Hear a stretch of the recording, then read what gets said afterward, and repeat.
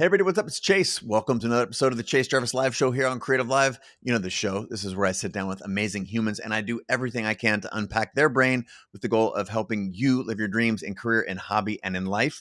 My guest today is the one and only Martha Beck.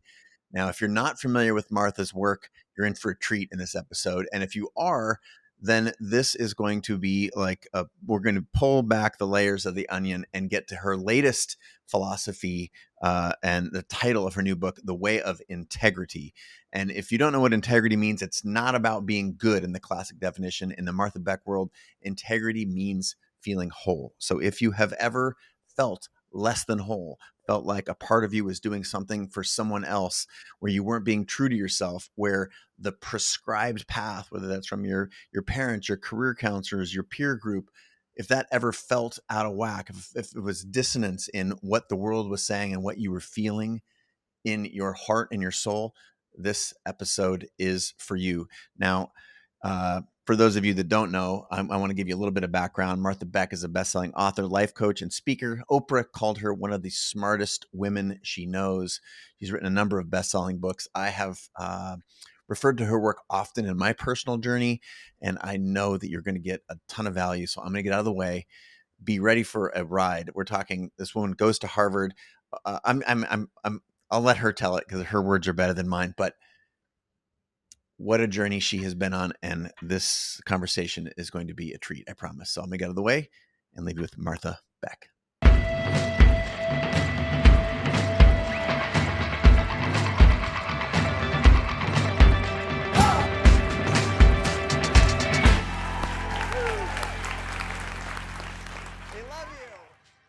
Martha, thank you so much for being on the show. I want to welcome you. Thanks a lot. Oh my gosh, Chase, it's such an honor to be here. I confessed to the listeners and watchers out there that right before we started recording, I was sharing with you that your books and teachings have been a fixture in my household for, I don't know.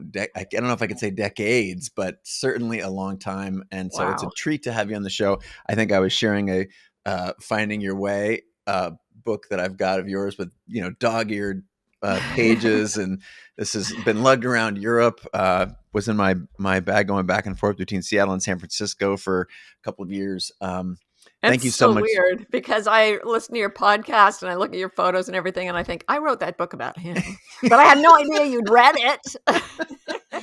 Well, I know one of the things that I'm excited to have you on the show for today, among many others, is your new book, which comes out, I think we're going to try and drop it the same week. And our posse of listeners are very good at helping authors move units. And so that's a part of what we want to cover today. And the new book is The Way of Integrity, Finding the Path to Your True Self.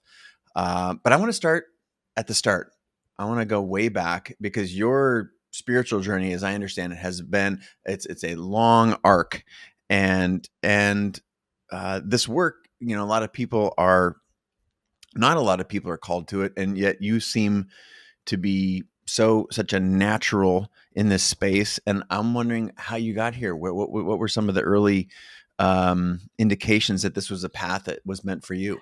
Well, I was born into a very fundamentalist religious scene. So I was born to a very Mormon family in the Mormonist town in the Mormonist state in the Union. I'll let you guess what that is.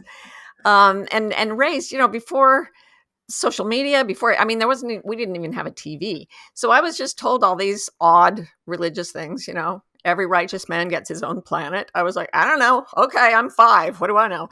But it all sounded really odd. But it was so persistent that it gave me this kind of obsessive hunger to know what was true and what wasn't. And it sort of faded as I got to be an adolescent and I started pursuing high achievement in secular culture. And then I went off to college and got really, really out of that, became a very materialist, sort of atheist, actually kind of agnostic. I didn't know what I believed, except I wanted everyone to like me. That's good. It's better to look good than to feel good.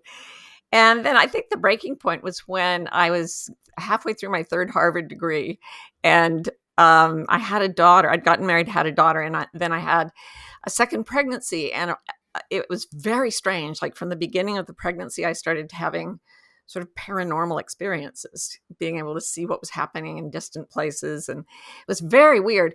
And then about 6 months into the pregnancy, the baby was diagnosed with Down syndrome. And so I was facing this question of, do I want to terminate the pregnancy? And I only have 2 weeks to decide. And I'm very pro-choice politically, but everything in my body, everything in my heart, everything in my intuition was saying, no, something's been happening throughout this whole experience, and it hasn't been fun. All kinds of things went wrong. And this is devastating. And people are telling you, if you don't terminate the pregnancy, if you keep this baby, you'll be throwing away your life. And I looked around at the life that I had, and I'd been at Harvard since I was 17. I looked around at all the people who were doing so well, and I thought, they don't seem very happy. And then I started to ask the question, can someone with Down syndrome be happy? And the answer was yes, unequivocally. So I started to think, what is the nature of the life I want to bring into the world? It's not that I don't want to have a baby. What kind of baby is acceptable? And I realized that if it's just intellect and achievement, that's a very cold, hard world. And it was not making me happy. And so I threw my life away. Turned out that life sucked. And I went into a kind of exploration where I would believe anything. I was willing to go anywhere. Leprechauns, bring them on. I don't care. I'll keep, instead of not believing anything until it's proven true, I decided I can't really prove anything true. So I'm going to accept and open myself to anything until I'm pretty darn sure it's not true.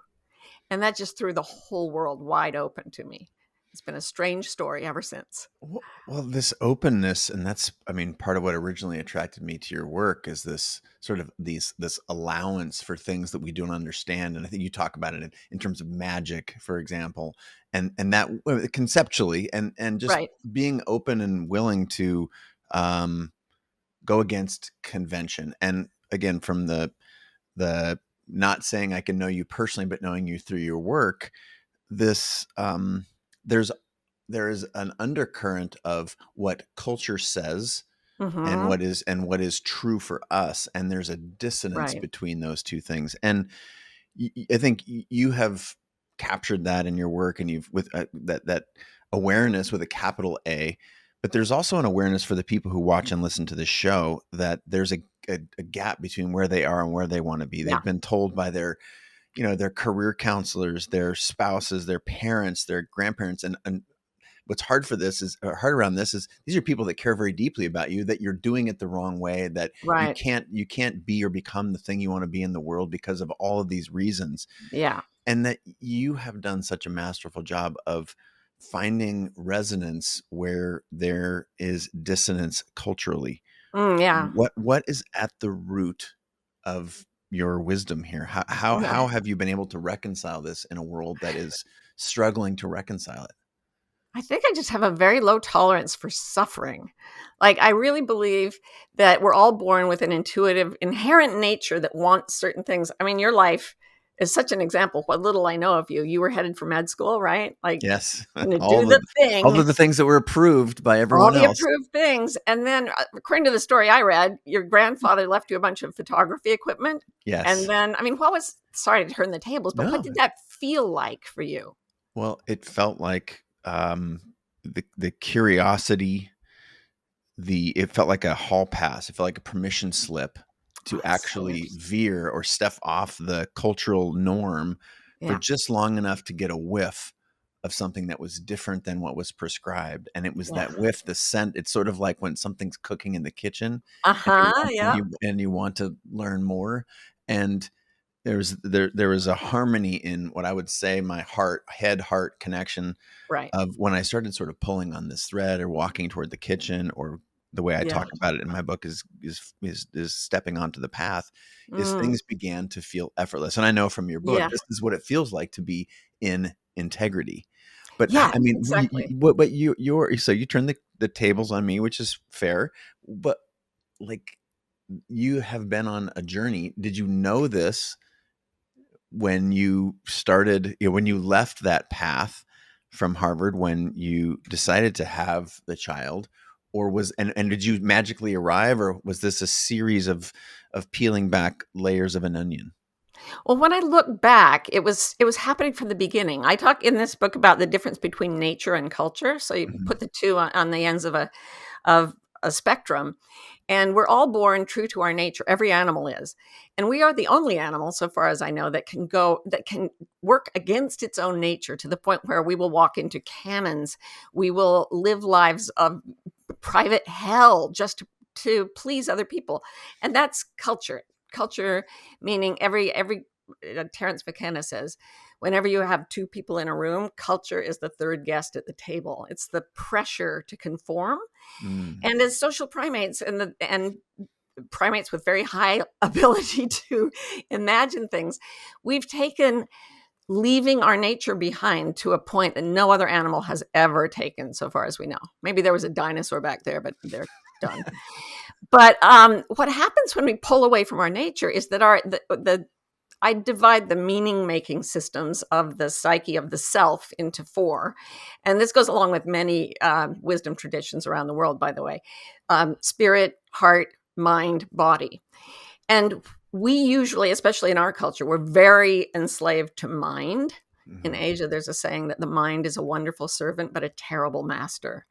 And we have put mind at the very center of our entire cultural paradigm.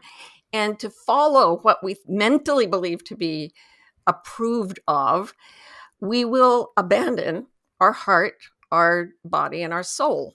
In fact, completely deny the existence of a soul and ignore the body. As Sir Ken Robinson said, we see the body as a mechanism to take our heads to meetings. And it's just, we can be so torn to ribbons. So when I look back, I think by the time I was 5, I remember thinking, I'm here to participate in a change in the way human beings think. And it wasn't something that anyone told me. I remember I was sitting in my bedroom and I just thought, oh yeah, that I better get to work. and and it was just sort of there in the background, this assumption. And then when I started to leave my nature further and further behind to try to climb higher and higher in the social pyramid, and in my pyramid, it was intellectualism and academia, I got more and more unhappy. And when I was 18, I started developing mysterious autoimmune illnesses that nearly killed me.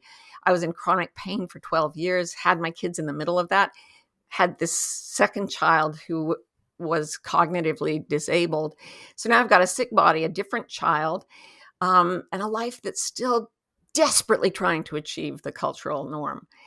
And I just finally, the suffering got so intense that I said, I can't do this. I'm going to let go of all the cultural rules and I'm going to see what happens when I land somewhere else, which to me sounds a little bit like what you did. There's kind of a breaking point where you go, all right, I'm just Yeah. not going to hang on. And when I let go, I just fell. I didn't expect to land anywhere.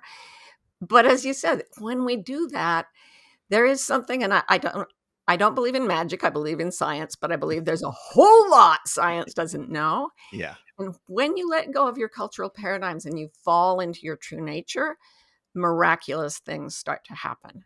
And that from my early 20s on was like, that was something I was obsessed with. Yeah, I probably should have said magical rather than magic. You know, Oh, this it's all the same. and but that's this miracles when you start to look for them rather than expect them to you know, to the point you made earlier. Expect that they don't exist and rely on the world to prove it to you. What if you flipped your script on that? Yeah. I remember, I think it was in, you know, your the True North around, or North Star around, um, this idea that the first phase is meltdown, Yeah. and Yeah. there and I'm wondering if that I'm guessing that takes many forms. But right now, there's someone who's listening, someone who's watching, someone who's on a run somewhere or Yeah. sitting on a park bench, and they are feeling exactly what you're describing. They are feeling this dissonance between who they are and what culture thinks they are. There's this a break in the integrity between who they represent themselves publicly and what they feel privately. Let's just I would ask for you to speak to that person right now, and if you could just be with them for a moment, what would you tell them? The first thing I'd do is sit down with them and I'd say, there is no such thing as time. Relax. There is no hurry. There is no hurry. If we're rushing, we're just rushing to the grave. So here we are. Let's not think forward from right now, but instead, let's look at the full span of what you're experiencing in this moment. What is your body feeling? I always start with the body because that's what is most disowned by the culture. And yet it's always talking to us. When I give speeches out of COVID time, I'll sometimes stop in the middle of a speech and say, is everyone comfortable? And they're like, yeah. And I'll be like, really, seriously, are you comfortable? And they'll be like, yes. And then I'll say, if you were at home alone right now, how many of you would be in the position that you're in at this moment? And no one raises a hand. And I say, why not? And it takes them like 5 minutes to realize they're not comfortable. So, and the discomfort is not the problem. The problem is that they have so tuned out their own biology that they can run it through a cultural filter that says, I have to be sitting upright in a straight back chair. So given that, this is tolerable. And they think they're comfortable. So the first thing I'd say to the person on the bench is relax and feel the discomfort wherever it is in the body. And as you tune into that, then you'll start to feel emotion. Now, most of us at this point run. Blaise Pascal says the reason for all our misery is that we are unable to sit quietly alone in a room. Because when you sit quietly alone in a room and your mind starts to relax and the body comes online and then the emotions come online, you may learn that your life is not what it's meant to be. You may realize very starkly at that moment, oh my God, I'm in the wrong relationship or the wrong job, or I really am going to die someday, that kind of thing. And that moment is what I call a catalytic event. Following that, as you said, there's a cycle of 4 stages that people go through. And I like to compare it to what a caterpillar does. So the caterpillar, they get to a state called full fed, where they're as big as they're ever going to get. And then I always like to think about, what are they thinking the day they decide to metamorphose? Like, they're just like, I've been eating my whole life, but now I'm going to make a small sleeping bag out of my saliva and go in there forever. Like, what are they thinking? So they go in there. We don't know what they're thinking. But people think they just go in there and like grow legs and wings. They don't. They dissolve into a liquid. So the first stage of a real change in anyone's life, and like COVID did this for all of us, it pushed us all. It was a catalytic event that hit every human on earth. And what happens then is not that you get yourself together and start flying. You fall apart completely. And our culture says that's a bad thing. And I would say to the person on the bench, lean into it. It's okay. You're not happy enough to want to be this way forever. And if you can let go and let yourself be nothing for a while, it will trigger the mechanisms that are meant to give you wings. And you don't even have to do it. Just relax into this and let nature do its work. And you will come out of this a completely different being. And it's going to be wonderful. You made a leap that was my follow-up question was, aren't we in this time right now where you see so much racial injustice, economic strife, political problems? And I don't think I'm alone in saying, if you look around, if this is not sort of a reshuffling or a liquefying, to use the caterpillar example, the next phase is also around dreaming, right? It's about, what is it that you want to be or become? So keep talking to the person who's stopped and is listening right now. So once you've really fallen apart, and in Asia, they call this ego death. The monk goes into the cave and lets his mind go away and becomes, they say, the face you had before your mother and father were born. You become complete nothingness. And then in the case of a caterpillar, this triggers the activation of imago cells. And these cells have the instructions to take the liquid that is in the cocoon and reassemble it into a butterfly. And in our own personal lives, the way we experience that is that we're just sort of plastered. By the way you fall apart is the grieving process. It's not fun, but the only way out is through. And you go through this cycle of resistance, denial, bargaining, grief, anger, acceptance. And once that's complete, one day you wake up and you think, I have a new idea. And I don't know, you've recreated yourself so many times. Like, this podcast is not what I would, the med school thing to the photography thing, that's like odd. Then there's, okay, now he's a world famous photographer. He's going to start a podcast. Like, talk about reinvention. Where did those, everyone feels those flickers of the new life coming in the same way, but most people are trained not to pay attention. What does it feel like to you? Like, when the flicker of the new thing comes, what does it feel like? I want to answer this very truthfully. Let me think for a second. What does it actually feel like? It feels at first like a little light in the darkness, and then it feels scary. Mm-hmm. And then it feels intellectual for a second. The scary part is the mind takes over and tells me all the reasons that it's hard and difficult and why people before me haven't done it. And then I go back to the muscle that I feel like I was lucky enough to develop, which is a muscle around trusting my ability to land on my feet, to figure it out, to not know all of the steps, but just to know the first two and to take those. That is so cool. I've never heard it referred to as a muscle. I immediately identify with what you're saying. And just in regard to the latest book I wrote, what you're talking about is your integrity, which doesn't mean like Sunday school stuff. It means to be one thing whole. And that's why airplanes can fly, because they're in structural integrity. It's not because they're good and we should pat them on the head. It's just integrity is what works. And what you're feeling there, that muscle, we've been trained away from it. And for the reason being that if we start to trust that muscle in us that says, I know what I am becoming, and I will become not just one butterfly, but different iterations of myself. And I will go against my culture, my family culture, my friendship culture, my work culture, whatever it is, my national or ethnic culture. And I can do this. That is the most dangerous thing you can say to any social system.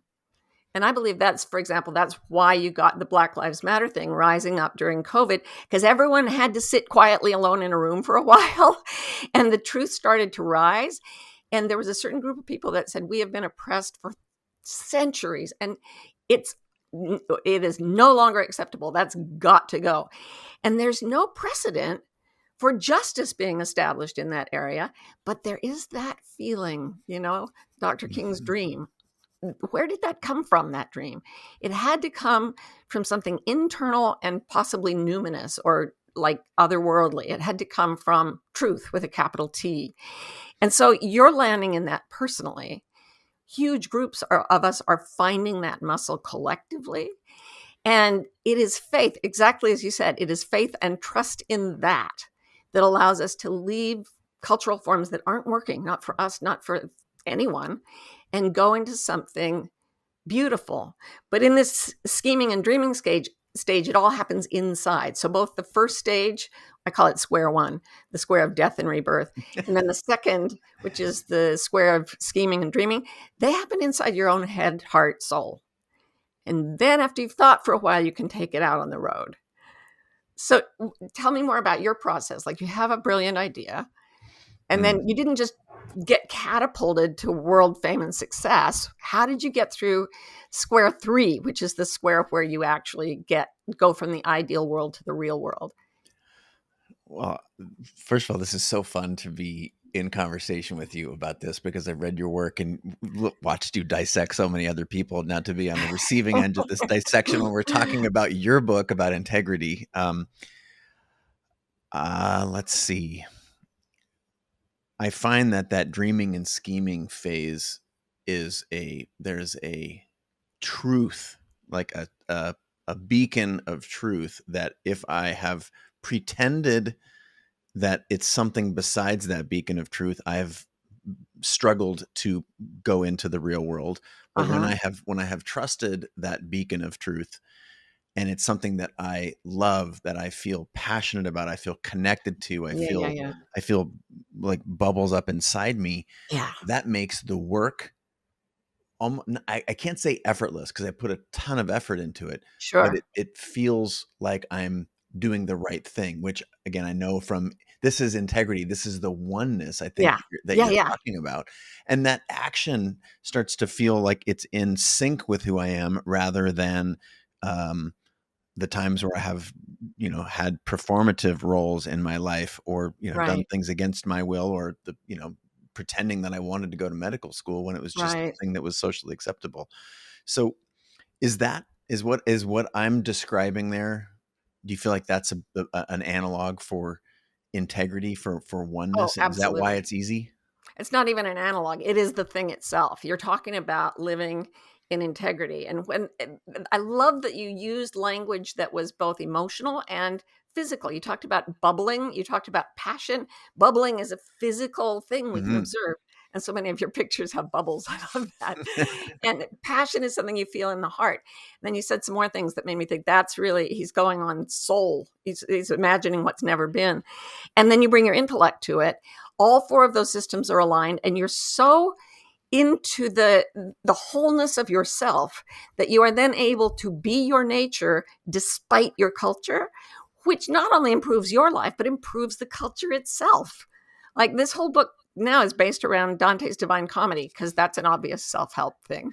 um, but it is. I mean, I I know, always no, read it that but way. this is your brilliance, Martha. I This was is like like, layering those two things together is just that's to me pure genius. well, But sorry, keep going. I'm like 18. I'm like, help me learn to be happy. I'm reading anything I can. The Divine Comedy. It never occurred to me to read it academically. I read it as self help, and it worked. So why not? Um, but he went through an experience like that where he fell apart and he struggled and he came back and he writes about it metaphorically in the Divine Comedy. And as he comes into complete integrity with himself, it's exactly what you described. There's a period of intense effort, but driven. He says, if I didn't, I had so much passion, I had so much desire to go up toward paradise that I grew wings. And he's not sure how it happens, but somehow he gets to be this other being who's dropped all of his cultural associations. And at that point, he starts drifting upward into paradise and all kinds of magical things start happening. I thought that was just metaphorical. Let me tell you something. It actually happens. And Chase, your life is kind of it's one of those wonderful things I can point to and say, look, it works. Look at him. He's doing it.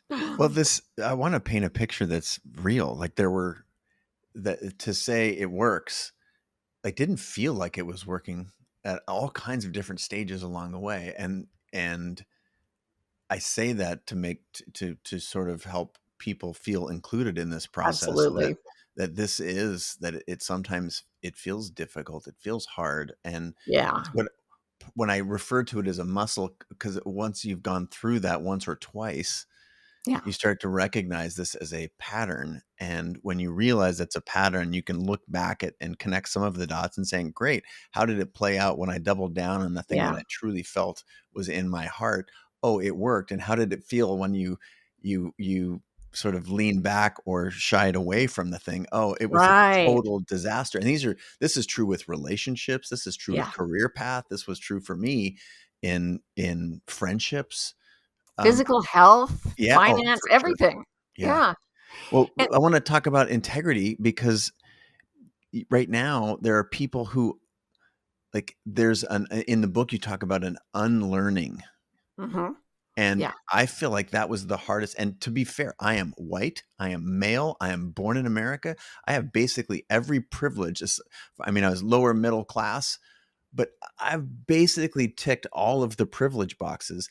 And unlearning lessons from culture was Yeah. what I would say was the hardest thing for me to do. So, not what if you were not in all, if you didn't win the privilege lottery like I did, how much harder would it be to unlearn these things? And just put this unlearning in context for us. Yeah. It's harder and it's easier when you're less privileged. So what happens, and I just want to go back to Dante for a minute. What we have to do is he finds himself completely adrift in a place he doesn't recognize where he's very terrified and things are not good. And then he has to go through hell, literally hell, the inferno. And then he gets to climb up and have all those fabulous experiences in paradise. And every time we want to break with an aspect of our culture and become a new aspect of ourselves, it's that same feeling. I'm lost. This isn't working. Oh boy, here we go through hell. But I remember going through it before. And then you have to climb this mountain called purgatory, which is literally cleansing away anything that's not integrity. Then you'll be fine. Now, you are so unusual because you were born into what I call the man cage. And I use that because Max Weber, the first great sociologist in the 19th century, talked about how people who were in this privileged, material wealth-driven culture were simply going to be pushed further and further toward being machines that make money until their souls were dead. And he called it the iron cage of rationalism. And when I look at what's going on in our national culture, our global culture, people who are born relatively privileged are really inside that cage. There's no reason to leave it. The whole cage, it works for you, or it looks like it works for you because it gives you power, wealth, and status, which are the things we think will make us happy. And this is something Dante talks about too, how we can try and it won't make us happy. Now, if you're female, if you're a person of color, if you're trans or whatever, the system is going to make you suffer more sooner. And what that means is that you start questioning sooner and you start rattling the bars of the cage and saying, I want out sooner. And you start realizing this is not fair. This is not right. I will give my life to say something better has to happen. And so it's easier in some ways to become independent of the machine if you're less privileged. If you're more privileged, the very trappings of privilege lock around you like an iron cage. And the men that I've coached, so many of them, Chase, have just sat, when I used to see people one by one, they just sit there and try not to cry for a whole hour because they didn't see a way out. They didn't understand why they weren't happy. They saw no way out and their lives looked perfect. And that in some ways is the worst trap you can land in. You do such a good job of using your own life and talking about your personal quest for integrity as the mechanism for illustrating what the process, because that's what we're talking about. We're talking Right. about a process, right? Yeah. Whether it's the Dante's journey or the hero's journey, or like we're talking about a process. Right. And I'm wondering if you've helped unpack me. I'm wondering if you can, use some examples from your own life of going through this. You did a little bit earlier with, the reconciliation, or the recognition of your time at Harvard and deciding to have a child. But if you, maybe back out a little bit, expand our Right. aperture, talk us through some of the how this has worked for you. Maybe some examples of how it worked and maybe some where it didn't, because it sounds like I want to just make sure that people in the world know that all this stuff isn't just like a little script that you can just read and follow and it goes No. perfect time. So share a couple examples from your own life, again with the goal of helping as many people relate as possible. I kind of believe in destiny. I don't think we're born with an absolute destiny, but I do believe in general life mission. And I seem to have been born with a destiny of being culturally unacceptable. So I grew up a very intellectual girl in Mormonism, went to Harvard, had a baby with an intellectual disability. Then I was so traumatized by the fact that everyone thought I'd made the wrong decision that I moved back to my hometown of Provo, Utah, the most Mormon place on earth, because I knew they wouldn't question my decision with the pregnancy. And I tried to fit in with the locals there, and I tried to be good to the people that I'd known in childhood, only to discover that I really, truly did not believe in Mormonism. Well, this meant that I was now I was in Mormon culture, leaving the religion is the single worst sin you can commit. It's worse than murder. And not only that, but as I was struggling with that, I started having flashbacks, really violent, intrusive flashbacks of being sexually abused as a child by my father, who was a big cheese in the church. And I realized as a sociologist that the abuse of girls and women is pretty rampant among people who are in these old Mormon families that had polygamous backgrounds and everything. It just is an odd psychological legacy.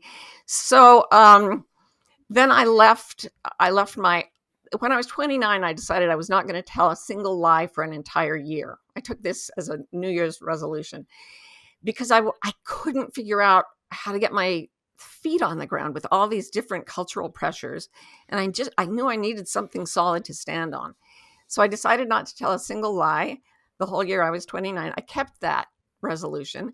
And during that year, I lost my family of origin, well, first my religion, then my family of origin, all my friends that I'd had before the age of 17 or 18, my industry, my job, my career as it was going at the time, my marriage, my home, basically everything, and began to feel truly whole for the first time in my life. Like it had to just shred. And then I was like, okay, I get it. When I feel bound to culture and it's not working, I will throw myself into the fire. I will trust this process. Absolutely. Oh yeah. And then I realized I was gay. So here's what I like to say. I went to Harvard to have a baby with a cognitive disability. Then I went to Utah to become a lesbian, and people asked me for advice. They pay me for it. It's just weird. But I think that's fascinating, because if that is what finding like peace, if you have to do that, like then, and when we know the other stuff deep down, the other stuff does not work. It doesn't surprise me for a second that we turn to you to help us. I just say burn every bridge but love, which is the same as truth. Just burn everything that isn't really you, and your life will be incredible. But you will potentially lose everything you presently value. I like to say it'll give you everything you wanted. It will give you everything that will make you happy, everything that will make you wealthy, everything that will bring you love, everything that will make your ideal world, and it will cost you absolutely everything else. Those are the stakes. In your book, there are some questions that we can ask ourselves. And I'm wondering if you can share some of those questions, because that person who's listening right now, they're hooked. They stopped whatever they were doing. Now they're sitting on the couch, maybe, staring at the wall, or they're still on that bench, or they're walking a little slower because we've struck a chord. And now let's help them connect with this integrity. What are some questions that they can ask themselves in this moment that we've got their attention? It's so simple. And I'd really like you to use a little of a therapeutic school called internal family systems, where you divide yourself into parts. So wherever you are, take the part of you that's like listening to this podcast and everything, then take out any part of you that feels something moving inside you when you hear this. Something, it may be an ache, it may be a joy, it may be a sting, but it's a sensation. And take that part of yourself and move it like to a different chair in the room or another seat on the bus or whatever. And then look at this part of yourself. Look at it from the perspective of a self that is outside of time and outside of suffering. It is just pure awareness and compassion. And ask this self of yours, the suffering self, what are you feeling? What hurts? What doesn't hurt? What do you know that you're afraid to know? What are you afraid other people will know about you? If you were to follow your heart's desires, what are you afraid would happen? And as you start to, I don't even know if these are the questions you're talking about, Chase. Yeah, no. Yeah. Am I feeling what I really feel? Yeah. Am I letting myself know the things that I know to be true? Ultimately, yeah, I really believe that a life of integrity, and it sounds so selfish to us in this culture, is know what you really know, feel what you really feel, do what you really want, and say what you really mean. And people say, well, if I did that, I'd just rob banks all day. And I'm like, not if you stopped. Not if you really knew what you're feeling and what you're knowing at a deep level. I test these things on like convicted murderers. and, psychopaths, and they all have the same thing. If they really ask what's going on inside, they end up in a place that, at least the people I've talked to, where there's the desire to do harm is much less than the desire to realize one's own truth, which is always benevolent, always. You mentioned working with socio and psychopaths, and at the other end of the spectrum, I don't know if this is the right spectrum to draw, but you've coached so many of the world's top performers, and you were a regular in Oprah's sphere, and I'm wondering, at our base level, are the problems the same? They just manifest differently. And what have you learned from a life, that spans work with such a diverse population? Yeah, it's interesting. It's like the more you gain the credentials and the awards and the approbation of society, the harder and faster your life is moving forward. So it's like, um, somebody who's sitting on a bench now who just graduated from college and doesn't know what to really do might be sort of tootling along, going 40 miles an hour on a road somewhere with his life, where you, having done everything you've done, are now driving an 18-wheeler at 80 miles an hour down a freeway. Like, your life has a lot of power to it. What that means is that if you go astray, if you leave your integrity, it won't just be like, oh, I crossed the median, I'm going to pull back on the road. It will be like, you'll take out a building.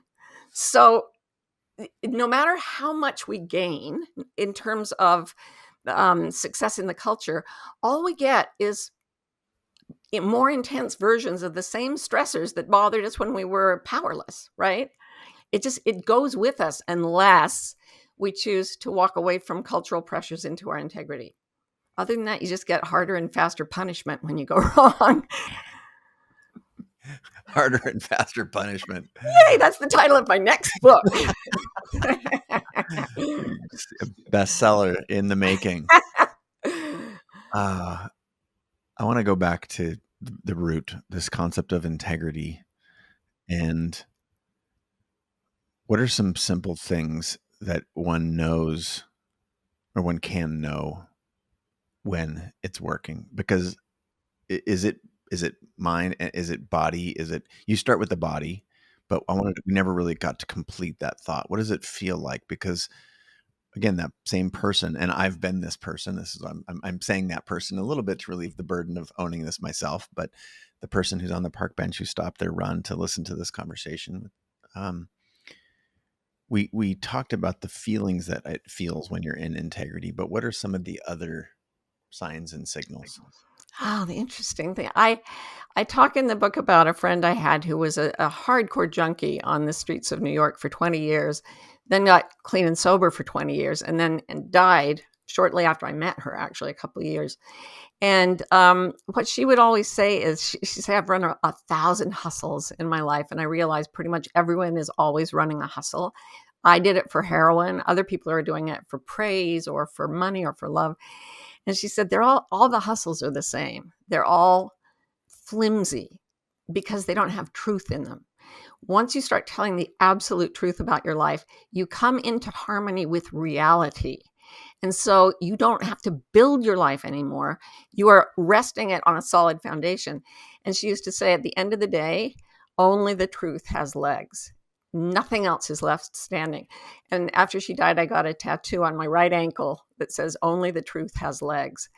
And no matter what you're trying, it will start to create suffering and unease. You'll get uneasy, and then you'll get disturbed, and then you'll get distressed, and then you might have a crisis, because part of you that is born to find integrity will never stop saying, come this way, come over here, come over here. And the further you get away from it, the more you suffer. So once you start to get into a harmony of what you feel in your body, what you feel in your mind, what you feel in your soul, and what you know, sorry, I said feel in your mind. So body, heart, soul, mind. Once those all come together, the internal experience is of a puzzle piece clicking into place, like perfectly, like, oh. Emotionally, it feels like peace. And it's so interesting. Doesn't matter who you talk to, murderer, beggar, billionaire, the one thing that I've found that makes everyone feel that most strongly is the statement, I am meant to live in peace. When people say that, everything goes click. And that's like the lesson. And once you're in peace, well, two things happen. I talk about this integrity as a path to what Asians would call enlightenment. I was a Chinese major as an undergraduate, spent some time in Asia. And they talk about this awakening process. Now, Western scientists have looked at Asian meditators and found that this enlightenment is a real measurable thing. And they say it's not only measurable in the brain, but we are biologically predisposed to seek it. And what it does is it turns off our sense of being separate from the world. So our sense of self disappears into being everything. And the other thing it turns off is our sense of control. So if you ask people what they want to lose least, they would say my sense of self and my sense of control.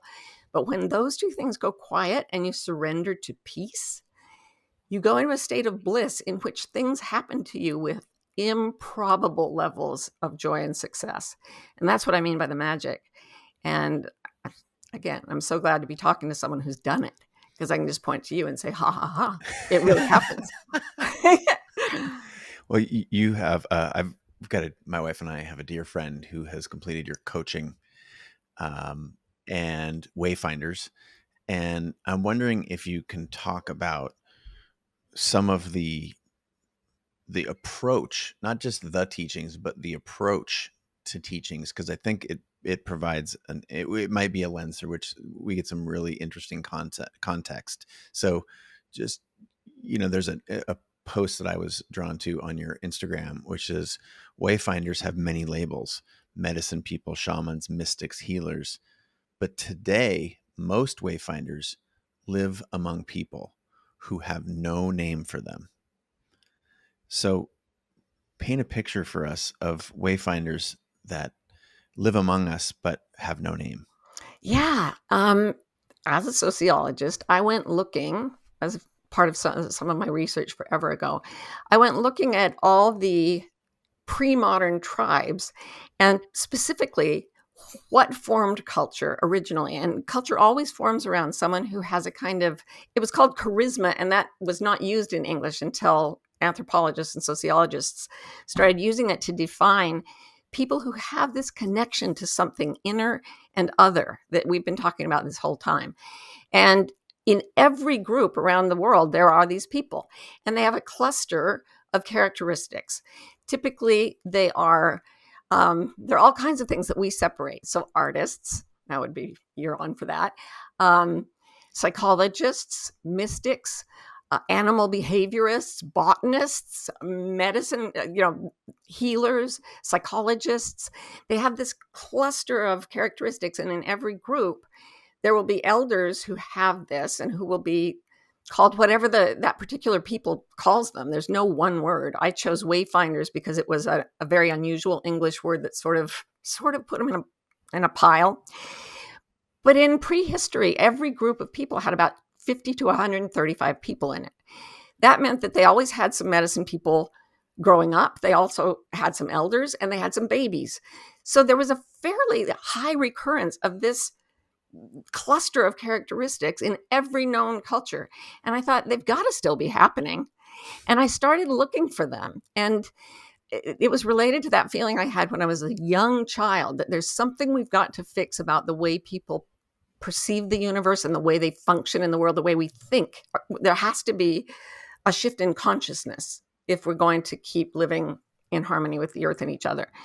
And so I ended up writing this book, and I called it The Wayfinders.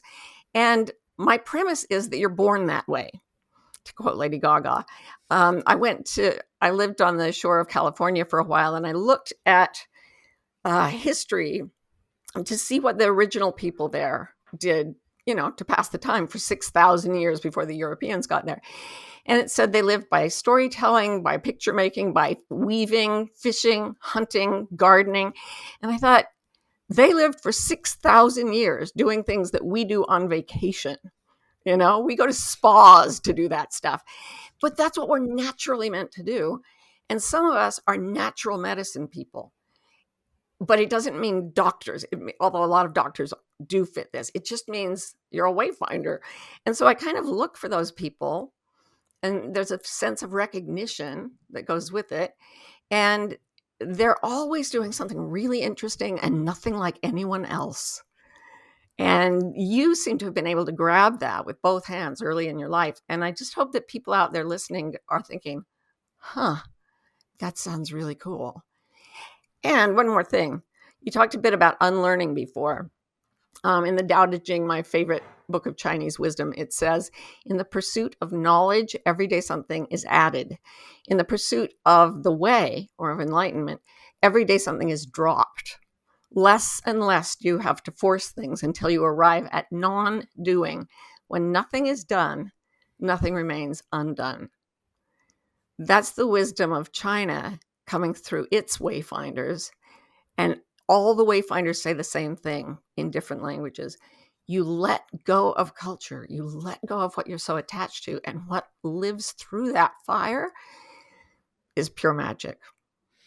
I love that you continue to bring the Eastern in there. My wife is a meditation and mindfulness teacher, is trained under Ram Dass and Jack Oh, Kornfield cool. and Tara Brach, and that's one of the reasons your books have been such a fixture in our home. This is such a foreign context for a Westerner, like the idea Yeah. of like, trusting the universe that everything is great. If you just like, we're in a constant tug of war. Maybe this is a better one. Yeah. And it sounds like what you're advocating is dropping the rope. And that, to me, there's that same person. If you go back to the 22-year-old me, Right. terrified to drop the rope. I believed that my ability to pull hard on that rope was what had provided, the things that were special to me, and achievement, and the things that you're articulating very clearly, that this is not where the goods are at, but it violates such a deep, deep, deep. And I'm maybe creating a false distinction between East and West, but just help me reconcile this, or help someone right now like, wait a minute, I got here because I pulled so hard on this rope, and Yeah. you're telling me to set the rope down and there's no more tug of war. That just reconcile that for us. As long as it's pulling you into joy, into peace, I've got no argument with you whatsoever. It's interesting. Right at the beginning of the Divine Comedy, Dante's lost in these woods and he sees a mountain that's bathed in sunlight. It's really beautiful and people are climbing it. And he thinks, that's the way out of my confusion. And he starts climbing and he's so tired, but he fights his way forward. And then he starts running into wolves and bears and leopards and things, and nothing works. He's feeling miserable. He's climbing as hard as he can, but things keep coming at him. And they're always metaphor for emotion states in the Divine Comedy itself. So if you're climbing and pulling on that rope and you're feeling joy and lightness and beauty, then keep it up. Great. But if you're suffering, and the higher you get on that mountain, the more you suffer, and the harder you pull, the more you suffer. I've worked with people who are at the very top of the pyramid socially. I mean, like really close to the very top. And like one person, perfect life, famous, wealthy, gorgeous, everything, was taking 200 Oxycontin a day because the pain was so intense. Like, that's how bad it is. So Dante goes, all right, well, that's not it. And then he goes back down into the forest and ends up finding the gate of hell. And it says, abandon all hope, ye who enter here, which doesn't sound all that fun. But what it means is the caterpillar never makes it out alive. If you go the way of transformation, it's all going to burn. But you'll not only survive it, you'll come out of it with magic. You'll come out of it with brilliant new colors and wings and things you can do that the caterpillar never even imagined possible. So if you're not enjoying the pull toward success, try letting it go. See what happens. I want to talk to you forever. I want to just handcuff you to the microphone there. I'm in. I'm let's see. I want to we got a couple planes in the air here and I want to land them. And I want to go back to the title of the book again, The Way of Integrity, because even, the subtitle is Finding the Path to Your True Self. And I think there are a lot of people listening right now. They're like, okay, I'm in. But the question I have is the way of integrity. Even the word "the way," it's prescriptive, right? Because it's like this is and I'm challenging you. I want you Good. to throw rocks at my question here, or explain. I love it. And my belief is that the way is sort of in air quotes. But talk to me about why you titled the book "The Way of Integrity" versus something else. I'll be full disclosure. I just wanted to call it integrity because integrity doesn't mean honesty. It means being one thing, whole and Yeah. undivided. I also wanted to call it undivided, but they didn't like that either. So we compromised on the way of integrity. A lot of people think it is a prescription. A way is a prescription for doing things, and here it is, and it's right, and you have to do it to be happy. That's not how I mean this.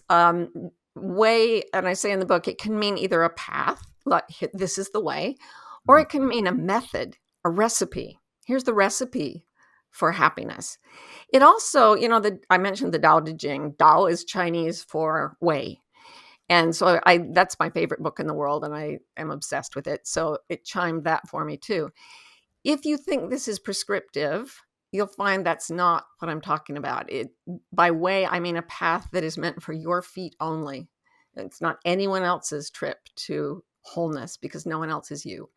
And there's a method. So if you're stuck, it will tell you the next step to move forward or the next thing to do to make what you want of your life. And so it's the opposite of actually, the danger is always that you're going to come across as a pulpit pounder saying, I know the way. But the content is that you abandon all other ways and you find the way that is only yours. And then you're undivided. And good Lord, you're going to do things no one's ever seen before. I have to say thank you so much for being a guest on our show. Time just absolutely blew by. I wanted to be cognizant of, I know you're in the process of launching your book. I want to say again, congratulations. I cannot recommend the book enough, just to give it a little plug here so you don't have to. The Way of Integrity, Finding the Path to Your True Self. It's out now. We're dropping this podcast the week that it drops. And are there some other coordinates out in the world, besides the book, again, which is a must read? If this has resonated at all, of course, what people are going to do is they're going to grab the book and then they're going to realize that they want to pull on all of the threads that you have put in the world. But give us some other threads to pull on. Where else besides, getting the book, how can people participate in your work? What would you recommend? Well, yeah, my obsession is to create that shift in consciousness that takes us from suffering into joy, and I think potentially could help us build a better world. So everything I've done is basically about that. If I do, like, if a marketing team has me do an ad, the ad has to try to move consciousness forward a little because I'm obsessed with it. So I'm not saying I'm a master of any kind. I'm a humble student, but my website and everything connected to that, it'll list the influences that have changed me the most, which are so many, I can't even list them here. And I hope it will bounce you off into places like this podcast, where you can see that the Wayfinders are everywhere. And that even though no two of us are going to the same place, we're all following the same process. And yeah, whatever, just Google it. Just Google find it. your own path. I don't care what you do with mine, but well, no, it's not a mistake that Oprah called you one of the smartest women she's ever met, and I've been so inspired by your work. It's touched so many in my life, and I wanted to say personally thank you and congratulations on the book. And our community here are supporters and advocates, and we'll do everything we can to get the word out. So thanks so much for being on the show. Really grateful. Thank you for your life, your work, your ideas. I'm a huge fan. It's been an absolute delight to talk to you. All right. Now, signing off, everybody. You got work to do. If you're anything like me, I want to completely devour everything that we've just spent the last hour talking about. Until next time, I bid you